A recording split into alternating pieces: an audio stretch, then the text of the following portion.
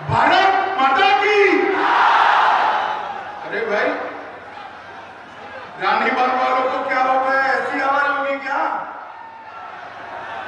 तृणमूल कांग्रेस को हटाना है या नहीं हटाना है?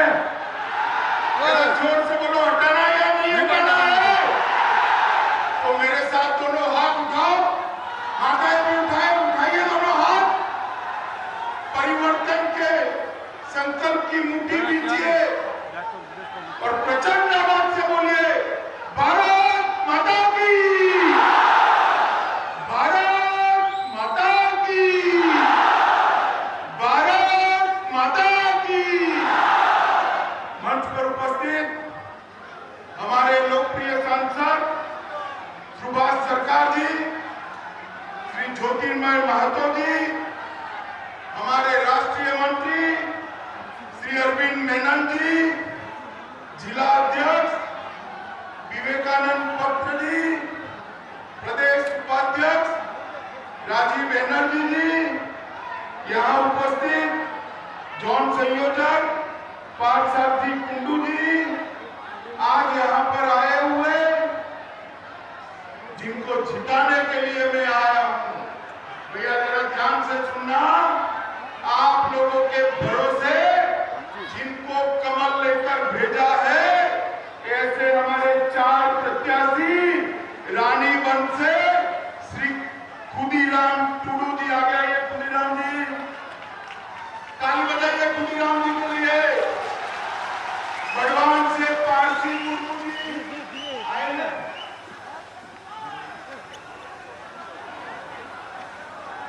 और सुधांशु आस्था जी आए रायपुर एसटी सीट से। सुधांशु,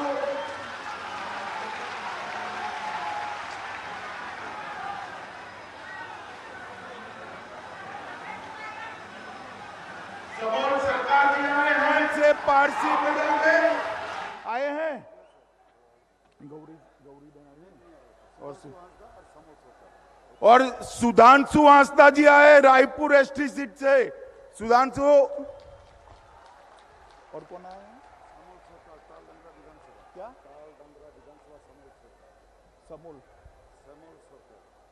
समोल सरकार जी आए हैं। आओ भाई आगे।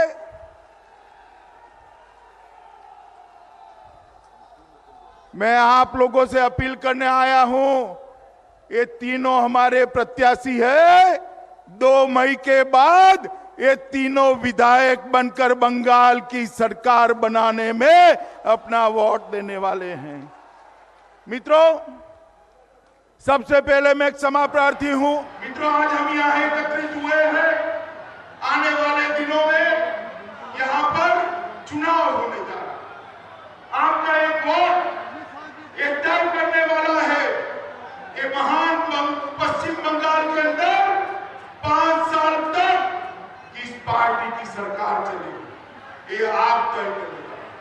2 विकल्प है, एक और 10 साल से जिन्होंने शासन किया वो ममता दीदी है, जिन्होंने आदिवासियों के अधिकार देने में भी कटमनी मांगा है। कटमनी मांगा है या नहीं मांगा है? पश्चिम बंगाल के अंदर 5 साल तक किस पार्टी की सरकार चलेगी, ये आप तय करने वाले हैं। 2 विकल्प है, एक और 10 साल से जिन्होंने शासन किया वो ममता दीदी है, जिन्होंने आदिवासियों के अधिकार देने में भी कटमनी मांगा है। कटमनी मांगा है या नहीं मांगा है? बोलिए, मांगा है नहीं मांगा है? वन पत्र अधिकार देने में कटमनी देना पड़ता है ना भाई, पड़ता है नहीं पड़ता है? और दूसरी ओर मोदी जी के नेतृत्व में भारतीय जनता पार्टी है।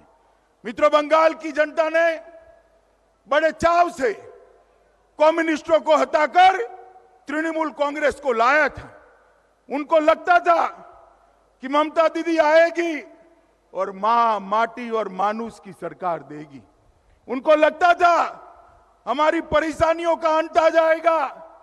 उनको लगता था कि राजनीतिक हिंसा बंद हो जाएगी, मगर यहां तृणमूल शासन में उल्टा हो गया। भ्रष्टाचार आ गया, कम्युनिस्ट को भी ये अच्छा कहलाने लगे। गरीब आदिवासी को सर्टिफिकेट लेने के लिए भी 100 रुपया देना पड़ता है। देना पड़ता है नहीं देना पड़ता है भाई बताओ, जोर से बोलो, देना पड़ता है नहीं देना पड़ता है? मैं आपको बताने आया हूं, भारतीय जनता पार्टी की सरकार बना दीजिए, कोई आदिवासी माता को, बहन को, कोई आदिवासी भाई को अपना सर्टिफिकेट लेने के लिए 100 रुपया नहीं देना पड़ेगा। आपके घर पर अधिकारी सर्टिफिकेट देंगे। कुछ भी करना हो, भ्रष्टाचार के बगैर होता नहीं। सिंडिकेट बनाई है, कट मनी लिया जाता है। अरे ये तो छोड़िए, अम्फान के अंदर जो मदद मोदी जी ने भेजी थी उसको भी तृणमूल कांग्रेस के गुंडे खा गए। और स्थिति यहां तक हुई कि हाई कोर्ट ने ऑर्डर करना पड़ा कि अम्फान के अंदर जो भ्रष्टाचार हुआ है केग उसकी जांच करे, और केग जांच कर रही है। मित्रों, गरीबों के लिए जो चावल मोदी जी भेजते हैं, चावल गरीब के पेट में जाना चाहिए या तृणमूल कांग्रेस के कार्यकर्ताओं के हाथ में जाइए? बताइए कहां जाना है? आदिवासी माताओं के घर में चावल पहुंचाना होता है। वो चावल बाजार में बिकता है। टोल मनी हर जगह, चाहे कोयला हो टोल मनी, चाहे बंदर हो, पोर्ट हो टोल मनी, आदिवासियों की वन उपज खरीदनी हो टोल मनी। ये टोल मनी का जो शासन है उसको बंगाल की जनता को बदलना पड़ेगा। और मित्रों, मैं बड़े दर्द के साथ आज आपको एक बात कहना चाहता हूं। बंगाल के अंदर हम आशा करते थे कि कम्युनिस्ट शासन जाने के साथ ही बंगाल से राजनीतिक हिंसा समाप्त हो जाएगी, मगर ये तो कम्युनिस्टों को भी अच्छा कहलाने वाला शासन निकला। राजनीतिक हिंसा बढ़ गई है। 120 से ज्यादा, 130 से ज्यादा, माफ करना 130 से ज्यादा भारतीय जनता पार्टी के कार्यकर्ता मार दिए हैं। यहां पर भी हमारे 2 कार्यकर्ताओं को मार दिया है। मित्रों, अभी अभी मैं देख रहा हूं ममता जी के पैर में चोट आई। देखा है ना आपने, चोट आई है।